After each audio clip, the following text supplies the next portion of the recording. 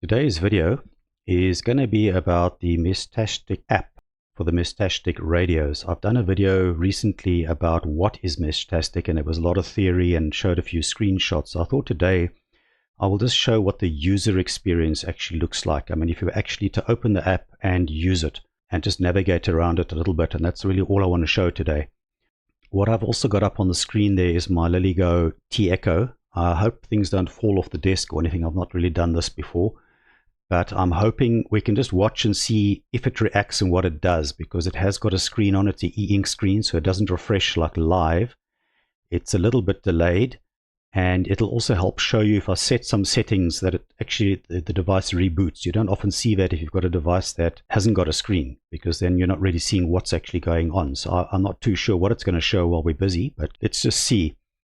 So this will be for, like, you know, as I said, if you're in the field hiking, or if you're doing disaster management, or you're doing whatever the case is, this will be sort of what you're going to see. So you'll see there is the Meshtastic app over there on my phone screen. I'm just going to open the app, and that's immediately what you see. There's a couple of icons along the top, and we are on the left-hand most one, which is the message channels or direct messages that you've got with other people. The one just next to that is going to be a list of the various nodes that have been seen with their distances and battery level and so on. The next one is going to be a map view showing you all the various nearby nodes that it's picked up in the last couple of hours or so.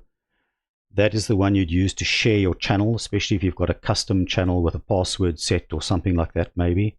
And that one will be actually for where you switch between your devices. And the top right little hamburger menu, the three dots there, will be the settings to get to the different settings and one or two other options.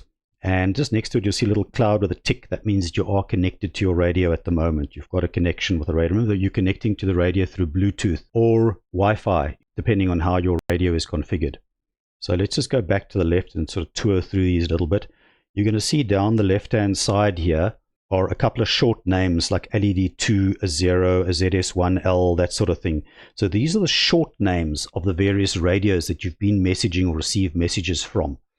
So things like LED2, that is going to be a person's chosen short name for that particular radio. He's got a LED1 and a LED2 and probably a LED3 and so on. ZS1 likewise, and BR04. You can choose whatever. You can choose, a shortened version of your name, and I'll show you just now in the settings where you'd set that, but that's just to give you a quick idea of who you're talking to. Then things like the 0, that is actually the long fast channel. That is the open public channel where you can broadcast a message, like I've talked about before, channel 19 on CB or something, and just sort of ask who's out there, give me a signal report, that sort of thing. And I think if we go down, you'll see there's also a number 1 there. That is the next channel. Remember, it starts at 0, so the second channel is going to be 1, and then 2, 3, 4.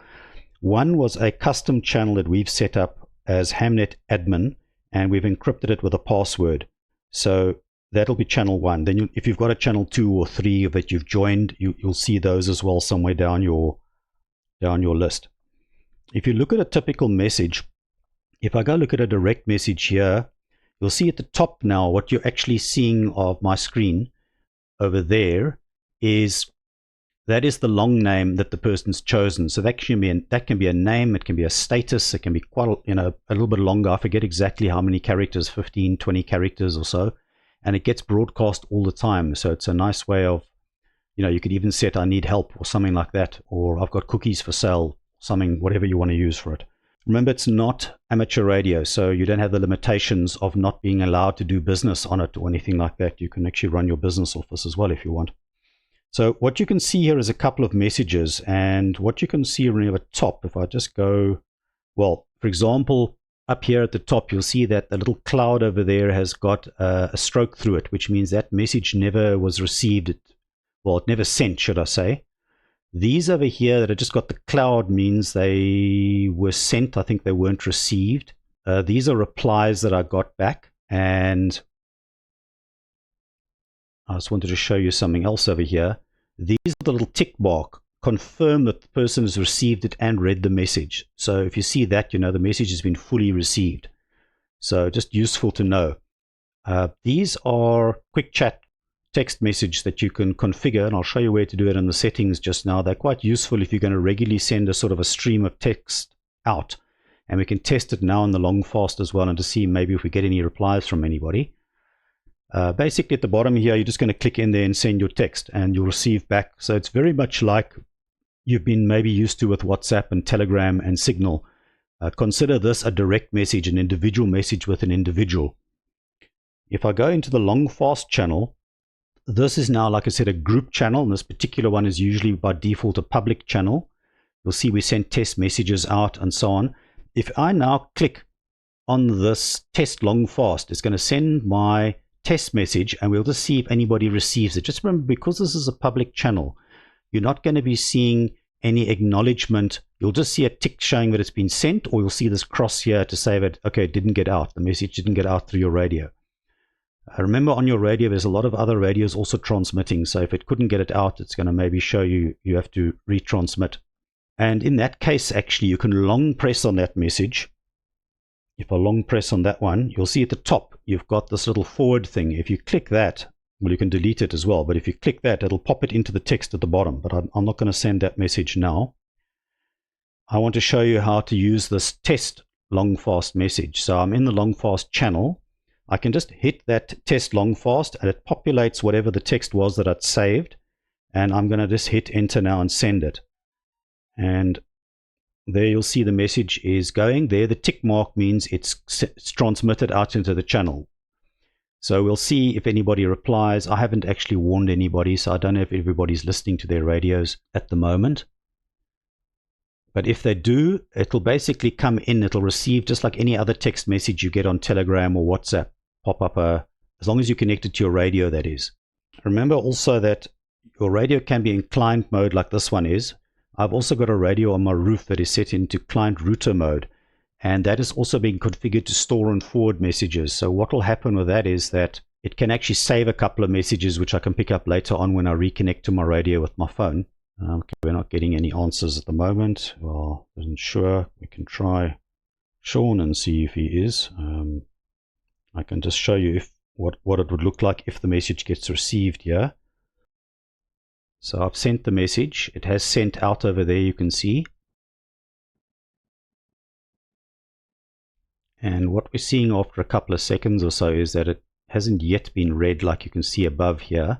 So that is really just the messaging side of it. It's just sending and receiving of messages either in an open channel or in direct message, to a radio.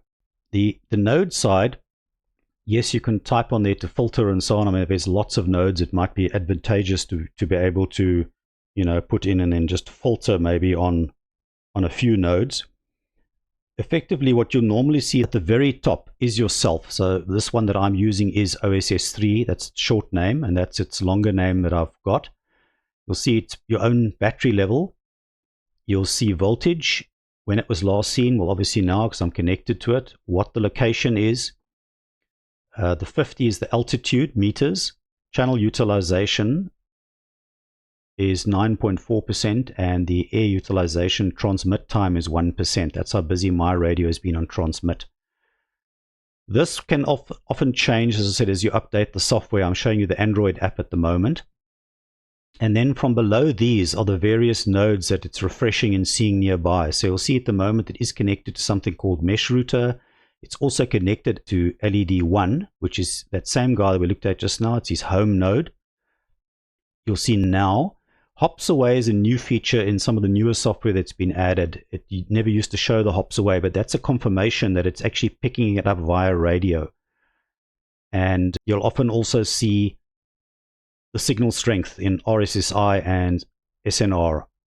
But that means this is a direct. Where it's hops away, it means it's connecting via another radio through 2 hops. That's how it's reaching this particular radio. Mesh Router is 1 hop away, and I'm connecting directly to ZS1MJT home. As you can see, there's a signal report coming in. So very likely I'm going through that node and I'm connecting to possibly Mesh Router, and through Mesh Router I'm connecting to LED1. It's not for sure that's how it's working, but it's basically what the hops mean. I did explain the hops in the previous video. Then what else you can also do, what's interesting you can see is how do you connect to something. So if you long press on LED 1 or that name on the left hand side, there's a pop-up menu that comes. You can click direct message like we saw just now. You can go in there and just type your message. You can request a position. You can do a trace route. Forget node is just, you can ignore that node for a while. If you want, if you don't want to see it on your list, maybe it's your own nodes, you don't want to see them. And the trace route is quite useful because it shows you how you're connecting to that particular radio. So if I now click on trace route, it should take a couple of seconds.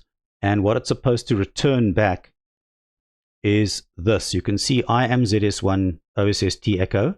It's connecting through OSS router, which is on my roof. That's my other radio. It's connecting to mesh router, which is another radio outside. And that's how it's reaching CT ZS1 LED home. So that's 1 hop, 2 hops, 3 hops actually. Yeah, 3 hops. 1, 2, 3. It should be 3 hops actually. But trace route is very useful just to see how you're actually physically connecting to the other radio. So this we do spend quite a bit of time on. If you go up onto a high site and you refresh this particular screen, you'll see a lot of different nodes that you can actually know that you've seen. Some of these are 2 hours ago, some are 33 hours ago. And you can also clear this node database in the settings as well and start it fresh if you want to. So the map I've already shown, really, it's really just showing the nearby nodes that you can see what you've connected with. We've already covered this one for sharing of the channel. This is now where you're going to switch between your different radios. So I am connected via Bluetooth at the moment to OSS 3. And then that dash with a number on the end is just a unique internal number for each node. The other one I have got on the roof is using the IP address, that one that ends in .71 at the bottom. So if I click on that and give it a couple of seconds, you'll see it'll start refreshing the radio setup, or it should. At the top right over there, that little cloud, again, like I said, that means it hasn't yet connected to that radio. Okay, and there it connects, and you'll see that the little cloud has changed over there. So what's going to really be different is obviously this radio settings are going to be unique. Its node list is going to look a little bit different. And you'll see like there it shows its name, ZS1 OSS router at the top. And a bit further down will be my T echo there that I was showing in a few minutes ago.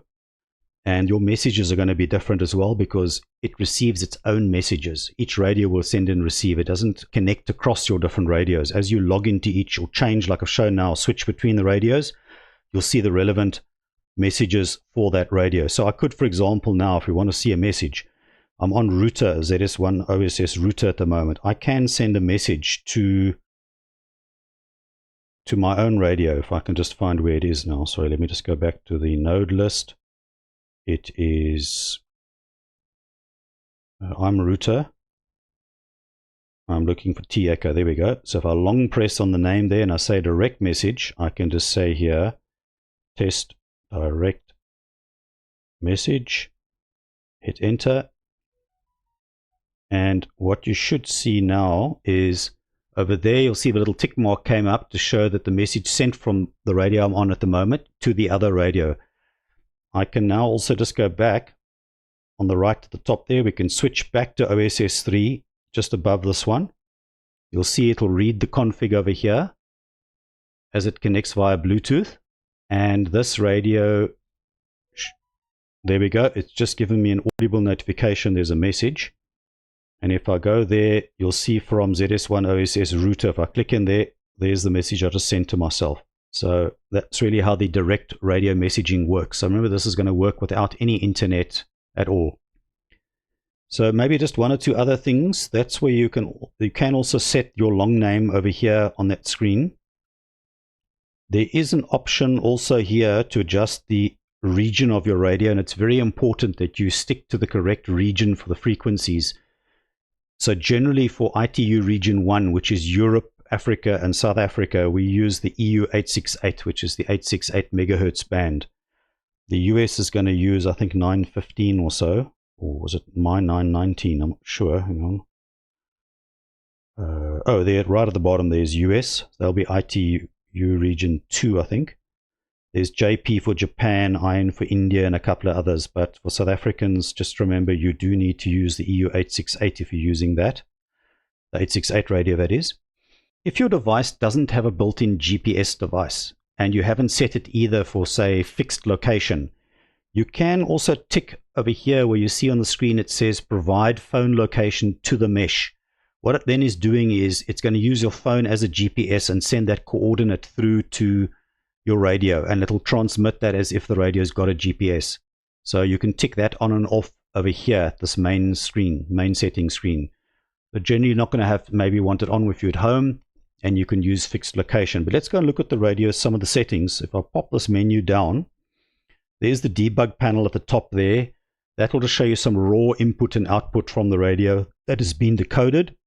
Export range test.csv is where if you've been doing range test, you can export that into a CSV file and then read it into a spreadsheet. So it's going to show you things like the other device that was doing the ranging, that's been walking around the neighborhood or whatever. You're going to have received a signal report, its exact location, etc. And that's what you could analyze in a spreadsheet. This theme, the language, I'm not going to go through all that. What I just want to show though of interest there is quick chat options. So that is where you'd set up those messages, those quick messages that I had set up before. So test in long fast, I typed the message over here and I gave it this name, test long fast, and that's what you would actually see. You can also optionally say here, append it to an existing message. Then it just wouldn't overwrite whatever is in that screen. So that's really the quick message. So let's have a look at radio config then. User settings is the first one, and the node ID is set by the hardware device, so you're not going to change or can't change that. There is where your long name is set. You can choose whatever long name you want to type in over there, whatever makes sense for you and your friends and so on. That's where you enter the short name. The hardware model, it reads from the device, and if you are a licensed amateur radio person, you can tick that on. But just bear in mind, yes, you can then probably exceed power limits and use other frequencies, but it's going to disable any encryption, so you won't be able to have private encrypted channels due to your license restrictions. So generally most guys just leave that off, including radio amateurs. So we all had it on originally and then we realized what it did. Channels, this is where by default you're going to have 0 as long fast, and this is also the channel where all your telemetry data and other things get transmitted, like your beaconing, your location. If you had weather data and stuff, it goes out in there. If you're using or reading MQTT from the internet and rebroadcasting, it happens in that channel. That's your primary communications channel. And then the secondary channels are the ones that you can add. So I think it's up to 7 or so, 0 to 7, I think maybe 8 channels, or 0 to 6. But anyway, you can add channels over there. So if I look at long fast, for example, that is its default, the name. You don't change this, and the PSK is the encryption key. That's the standard encryption key. I've enabled it for uplink, and that's quite important because if you want to report your location on the map for Meshtastic, you need that uplink enabled. It will then use your cell phone and transmit the MQTT data over the internet through your cell phone, really, to report if you want to be shown on the map, in your country or whatever the case is. Downlink, be careful of that one. If you hit downlink, especially for long fast, this is a global international channel. So your problem is going to be, you're going to pick up everybody in, US, United States, Japan, Africa, whatever the case is. It can be very busy. It's very much like that Talk Group 99 on DMAR radio. Very, very busy. So I'll show you just now in MQTT, but we've actually elected to also use a suffix so that we are actually just reporting and working with MQTT for ZA, which we've taken as an abbreviation for South Africa. So it's one way of also just narrowing it down to just your country, or maybe just your city if you want to. So that's what happens if you enable downlink. If you're not receiving anybody by radio, enable it a bit. You can make contact with other people with Meshtastic radios all over the place. The position was a newer thing. What's happened with this is now you can set a medium precision so that my location on the map will be offset slightly and it won't show my exact home location. It's going to set it for a couple of streets away. And depending on which one you choose, it can be a lot rougher location, or you can have high precision if you want to do specific operations, away from home, that sort of thing. Bear in mind, of course, if you have to say, if you made any changes to the channel or anything else, in fact, on a Meshtastic radio, you always have to hit save, and your radio is going to reboot. So if I click this now, watch my radio on the screen now. I don't know if I haven't actually changed anything, but if I hit that, okay, it hasn't saved anything, so it hasn't rebooted. But let's add a new channel, for example. So for example, I've hit the little plus button down on the bottom right over here. We can just give this, say, a test channel, and you'll see it's already put in a random encryption key over there as a private channel. You can say enable uplink. I'm not going to have any position reported to this channel. And then you hit save, and you'll see now, oh, sorry, you've got to send. It's the send that you send it to the radio. Once you send it, it goes via Bluetooth. You'll see it says delivery confirmed, and you will probably see the radio rebooting. Not at the moment. Maybe channel settings doesn't reboot it. Certain of the settings, it does actually reboot. So let's go look at device, for example. So if your friends now, you could share that channel with your friends, and if they've connected to the same channel with that same PSK key, then you'll be able to exchange private messages with each other. No one else will be able to read it. Most of this you're not going to really worry. The important one here is the client role. Okay, if you are mobile especially, you want client. Client will also do some relaying and rerouting of messages and so on, but its primary use is a client. The other one that we use a lot is router client, and that is, for example, for the one that I'm using at home and it stays at home. It means it'll use a little bit more power and do more routing than just receiving messages. The others I wouldn't worry too much about. You'll pick those up as you start sort of worrying about those types of roles. Just be aware if you pick something like router. Router by default disables the Bluetooth and the Wi-Fi. So you've got to connect your radio again with a cable and reactivate it. I don't know why it does that. It's just one of those little quirks. The rebroadcast mode, by default it is all, but that is rebroadcasting of other radio nodes. Are you going to rebroadcast them just locally, or do you want to skip them, or whatever the case is? The node info broadcast, that is the thing that pings out your short and long name and location. It defaults to 3,600 seconds. That's how often you can slow that down, especially if your mesh network gets very, very busy. You can slow that down as well later on. I haven't worried with any of the other things there. So that's device. There is position. So typically, if you've got a GPS, you'll have the smart position enabled, and it broadcasts. The smart position is going to look at whether you're moving or turning a lot or you're static, and it will accordingly increase or decrease the frequency it sends out your location over the radio network. But the default otherwise is 900 seconds. And I've ticked on here use fixed location. It's just because I'm inside at the moment, and otherwise it wouldn't be able to range or pick up. It wouldn't be able to range or pick up any other radios in determined distances. So I've set fixed position. But if you've got a home node again, or a node that hasn't got a GPS, this is where you'll set your fixed position. GPS mode I've got enabled because I've got a GPS in the T-Echo device, and the update interval there is 120 seconds from the GPS. The rest, yeah, we don't really use. Power is actually not your radio power. This is the battery power. So you can enable power saving mode. If you connect it on power or it's sitting at home, you're not going to worry about this very much. And I don't really have it on anywhere. I'll just leave it off. But it can go into sleep mode, wake times, and that sort of thing. This is where you'll set it up. You know, you can sleep Bluetooth. Normally you'll hit a button or shake your device and it'll be active again. Then the network is now where it connects to Wi-Fi and so on. So typically I've got Wi-Fi disabled. There is a quirk with quite a few of these devices. They can only connect on Wi-Fi or on Bluetooth. And by default, it connects to Wi-Fi if Wi-Fi is present.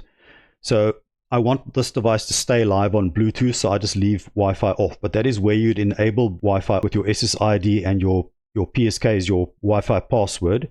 And that will enable your device, especially if it's sitting at home, it can stay connected to Wi-Fi. The NTP server, it's a default one there. That's the one that just gets the internet time so that it synchronizes correctly with the time. Internet enabled, that's if your device does have like the whiz blocks and things like that. I've got an actual Ethernet port, and that you enable that there. And if you want to set a manual DHCP, but I'd recommend you just leave that as auto. So that's the connecting there. Display, if you've got a display, like mine has got one here at the moment, you've got your screen timeout there, defaults to 600 seconds. You can decide what format you want the GPS coordinates to be in, whether you want the compass north to be at the top. Okay, you'll see if it's received a message, it does actually display the message on the screen as it receives the message.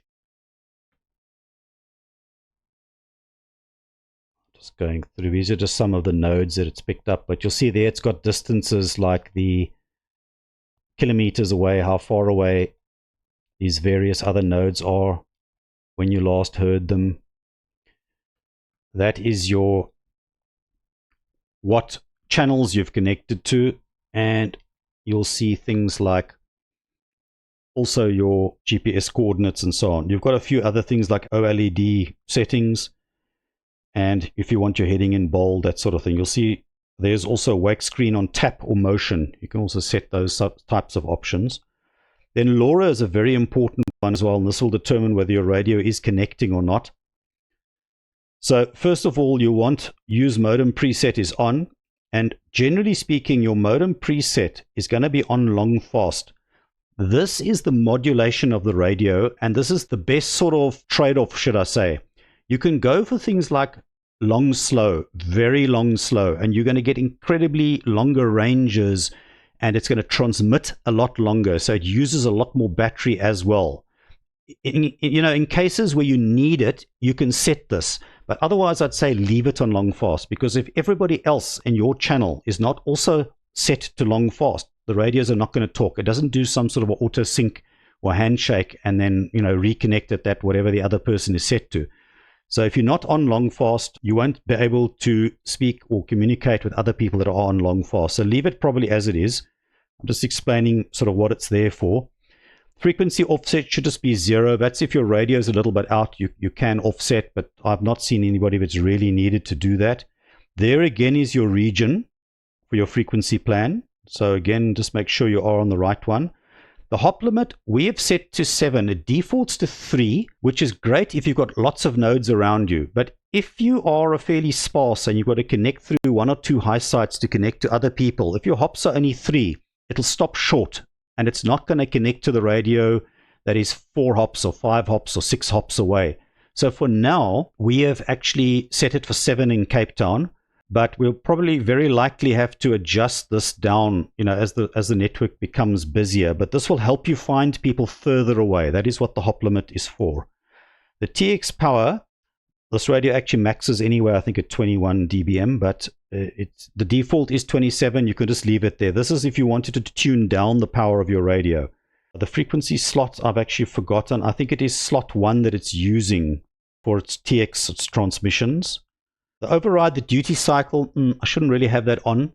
We had this on actually for testing the other day because we were worried that the radios were timing out. What will happen is the radio conforms to the regulations. So what you'll pick up is that if your radio is transmitting too much and your air utilization is actually too high, it's going to throttle back and it's not going to be transmitting as much. It'll stop beaconing, and it'll actually stop for a short while as well. So temporarily, that is where you can override that duty cycle. Or for example, if you're out in the bush somewhere, that sort of thing. And what I can show probably just now is just applying the setting, and you can see what happens when I send it.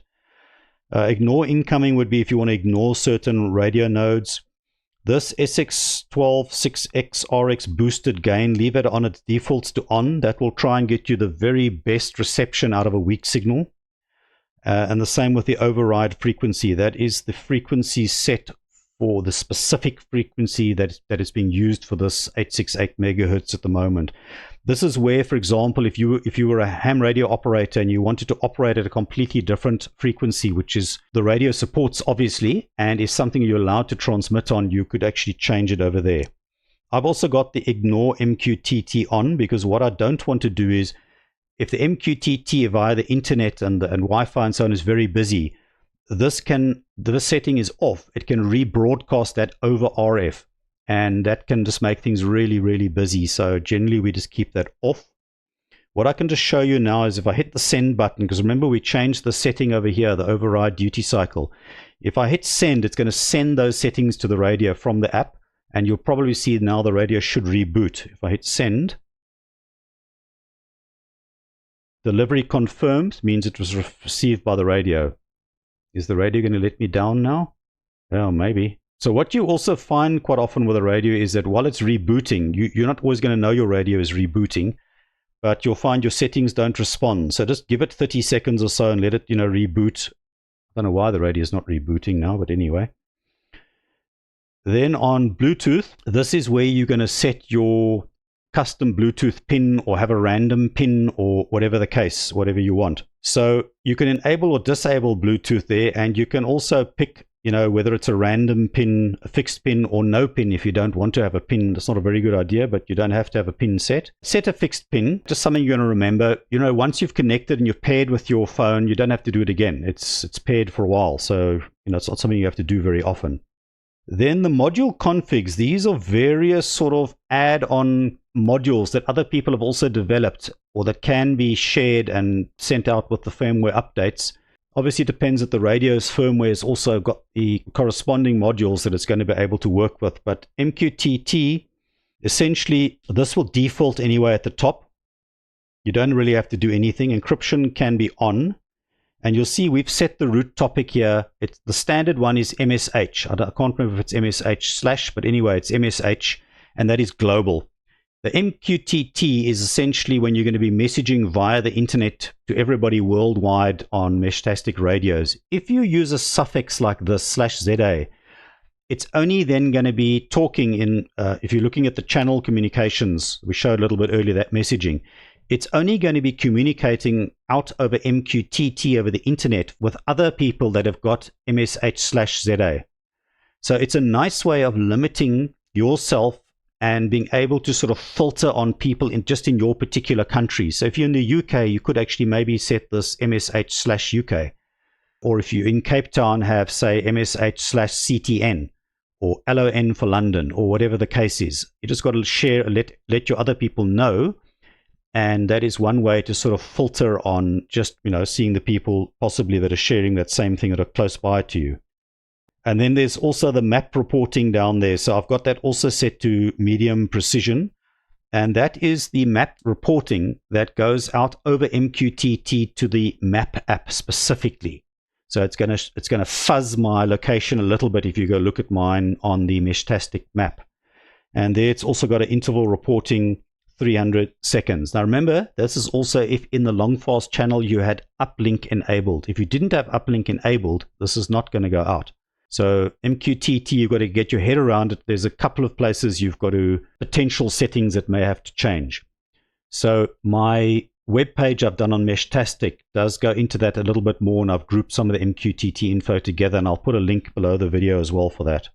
All right, so back to, where were we? MQTT. Serial is just that serial interface. Now my particular radio doesn't interface that way, but serial's normally enabled actually. I can actually just enable it anyway and send. I don't know if it's going to reboot now.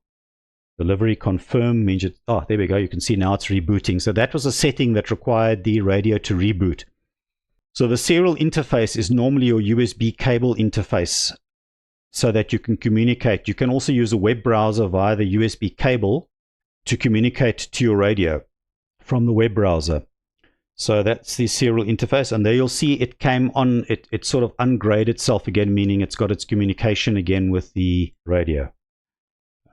External notification. So this is if you've got some of the radios like the Heltex, the board that fits on the Raspberry Pi, the WizBlock I think as well, they've got GPIO pins, and some of those pins can be used for things like triggering lights, buzzers, vibrations, and various other things. So as I understand it, this would be if you want to make use of external notifications. And I would imagine, I think the WizBlock might even have a module that plugs on it this talks to as well. The store and forward is quite useful. Oh, okay, I don't have it activated here because it's activated on my router. But essentially you would activate that here, So the little ESP32 devices, which the Heltex are, and I think the T-Beams and various of the other radios are, they've got a bit of memory and RAM that can handle store and forward as well. So you would just enable it here. You could also enable heartbeat. Heartbeat basically is just sending a pulse out over the radio to say, hey, I can receive and store messages if you want me to. And what's going to happen is if somebody is trying to send a message to somebody that's not online at the moment, and your node has seen that node in the past, a message can be left and stored at your node. If that other node comes within range of your node at any time, the next day or so, they're going to just receive their message, and they'll receive it from you. Or your node, should I say, will send the message to them. So that's really what store and forward is for. Very handy. I've got it enabled, as I said, on my home node. So if I'm out traveling with the mobile one and somebody sends me a message, I'll receive it when my radio comes, when I get home again and my two radios are in range. And you can just set here the number of records, history, and return and so on that it should store. I just make it 15 by default, but I mean, you can make it more or less. The range test, you'd enable it. Now, this is something you'd enable, as I recall, on both devices. So I would enable it, say, on my home device and on my mobile device. And the one that's going to be out moving around and sending would set here the interval. Say it's going to be every 5 seconds or 10 seconds, say. And the one that's receiving as well will possibly say here, save in the CSV in storage. And you see it's for ESP32 radio devices again as well. Essentially, one is going to be out there beaconing, and the other one will be receiving the whole time and saving it into this file, and then you can analyze that later on. But you'll just enable that when you need it and disable it otherwise the rest of the time. The telemetry is intended for, there is a T-Echo, for example, also that comes with a environmental module for temperature, barometric pressure, and what's the other thing? I always forget what the third one is. But anyway, it's one of those little common modules that you plug in. It hasn't got the wind, I know. And the humidity. Oh, humidity. It's humidity. So there are that. The WizBlock has also got some devices. And you would here enable some of the various settings here if you've got those devices plugged onto your board. And then what will really happen is here, depending on what you've set up here time-wise, it will transmit that over the radio network. And you can have another radio receiving that, or maybe everybody wants to read your weather forecast information and so on. The canned messages, I can't remember what the canned messages are for, to be honest. Oh, I think I remember now. This is for those GPIO pins. Essentially, this is where you'd have set up on your radio hardware-wise for the buttons to trigger certain messages. So whichever thing is set up for pin 0 or whatever the case is, you could configure over here. And then what's going to happen is when you click those buttons, it'll send these various canned messages that you set up here. That was really it. So it's for hardware, like a SOS button or something like that. That was what the idea of that was. Audio, I think, as I recall, was also something that is on a hardware pin, and you'd have it connected up via something that will power a speaker or a buzzer or something else as well. Remember, there's no audio per se on here. It's just alerting and so on. Remote hardware. Oh, I think that is if you... Oh, this is if you are an admin manager managing this device remotely.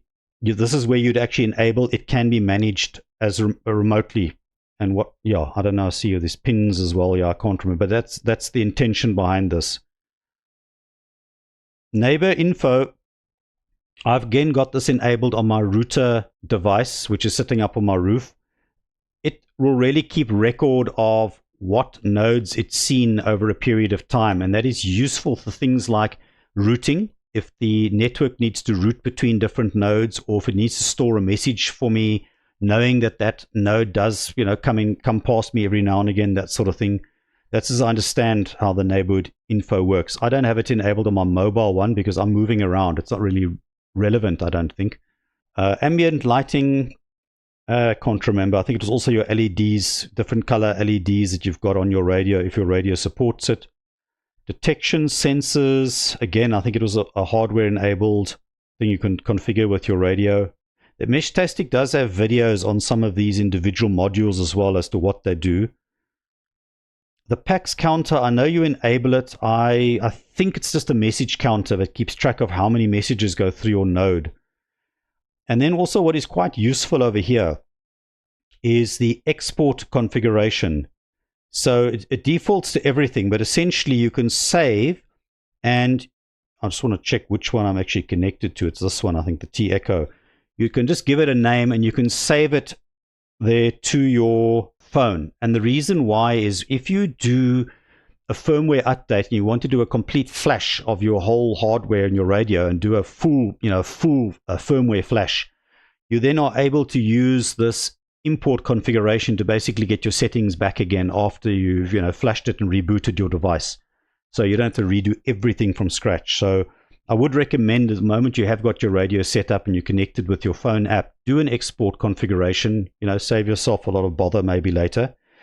And then right at the bottom, these are just the various ones you can do to, reboot your device, to shut it down, especially if you want to change antennas or, something else. Shutdown is quite important there. Don't hit factory reset by mistake, but that will just clear your device.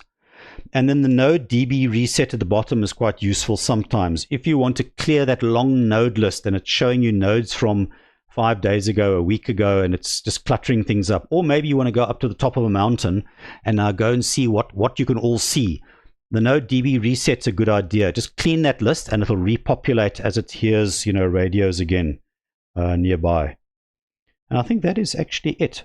Primarily, you're going to set this radio up once and not really worry too much with those settings on a regular basis. You're going to really be worrying about your messages that you've got incoming or that you're sending.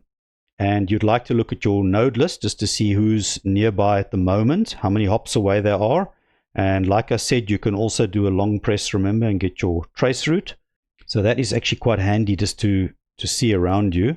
And I think just remember, like I said in the previous video, the big thing with Meshtastic is you turn your Meshtastic on and you see nobody and you get a bit disheartened. So I really want to encourage people that have got Meshtastic radios and nodes, keep them switched on.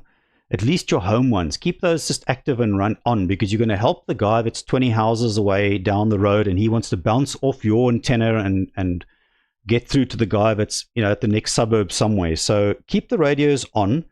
And if you've got a mobile one like these little T Echoes and stuff, keep in your pocket, if you're driving around or you go to the shops, that sort of thing. It's very nice for people to see when they open the map up that there's a whole bunch of stations that are around them that are nearby. I think it's going to encourage people a lot. These radios can be very useful if you're out hiking in areas where there's no cell phone reception. If you've got a disaster and the power is off, like we had in the Karoo in South Africa only 2-3 months ago. We had about 2 weeks of no power whatsoever. All cell phone communications, all radio, tetra radios, all those things died. They were all dead.